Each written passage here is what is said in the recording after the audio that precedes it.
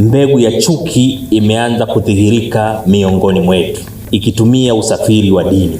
Mbegu ya chuki imeanza kudhihirika ikitumia usafiri wa dini. Mabingwa wa kugawanya watu wamesema hawa wa Tanzania tunawagawanya kwa mbinu ipi?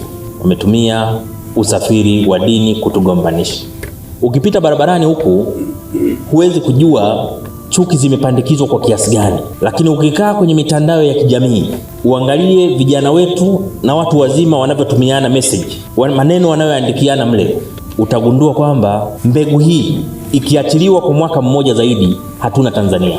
Mbegu hii ya kuchukiana, ya kutoaminiana, ya kutiliana mashaka ikiachiwa iendelee kwa mwaka mmoja zaidi hatuna Tanzania. Dhamira inakaa ndani ya mtu. Dhamira inaishi ndani ya mtu. Watu kupendana ni utamaduni unaojengwa kwa muda mrefu. Unatakiwa utunzwe na kuendelezwa. Viongozi wa jamii wakiongozwa na viongozi wa dini ndio wanaopaswa kusimamia Watanzania kupendana.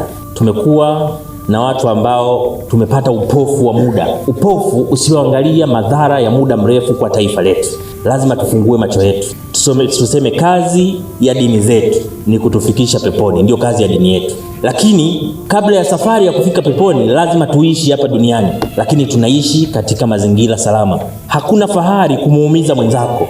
Ndio maana wataalamu wa saikolojia wanasema anger is an acid. It do much harm to the vessels where it is stored than where it's poured. Hasira ni tindikali. Inafanya madhara makubwa kwenye sehemu inakotunzwa kuliko inakomwagiwa.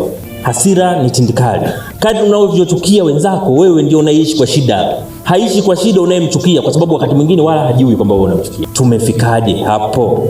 Je, viongozi wa dini tuna mchango katika hapo tulipofika? Wanasiasa tuna mchango katika hapo tulipofika? Watanzania wa kawaida wana mchango katika hapo tulipofika? Lakini watu wanakaa toka saa 2 asubuhi mpaka saa 10 jioni wanatukana dini ya watu wengine. Halafu tunasema uhuru wa kusema. Chuki inaendelea kupandwa miongoni mwa jamii. Sasa viongozi wa dini, nyinyi mnayo nafasi yenu. Tusaidieni ndani ya mioyo ya watu. Tusaidieni kwenye misikiti, tusaidieni makanisani. Tuwaambie Watanzania, ng'oeni hiyo sumu ndani ya mioyo yenu. Waambieni waumini kwenye misikiti, waambieni waumini kwenye makanisa kwamba kuchukiana ni sumu mbaya. Sisi ni Watanzania. Tupendane kama Watanzania. Tusitazamane kwa misingi ya dini. Tusitazamane kwa misingi ya dini. Tupendane kama Watanzania.